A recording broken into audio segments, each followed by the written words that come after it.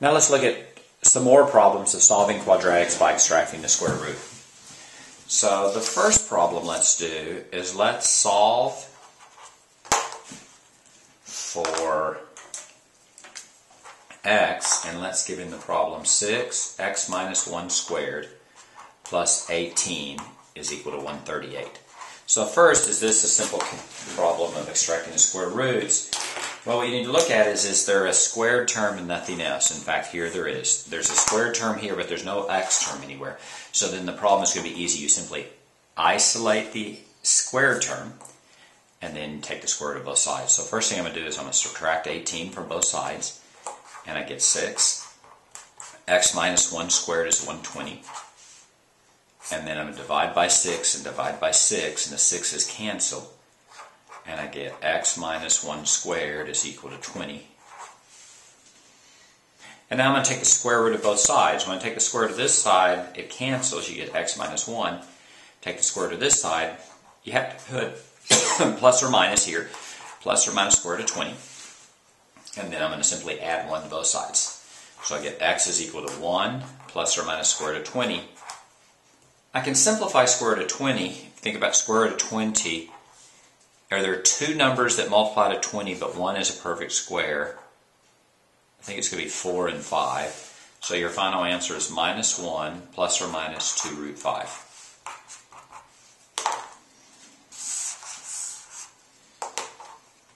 And sometimes this is written 1 plus 2 root 5 and 1 minus 2 root 5. It doesn't matter if you write it out with the plus or minus or separately. Let's look at another example. We have 4x squared plus 10 is equal to 2x squared plus 50.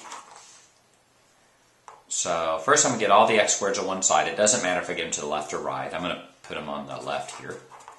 So I'm going to go minus 2x squared minus 2x squared. I get 2x squared plus 10 is equal to, these cancel, and I just get 50.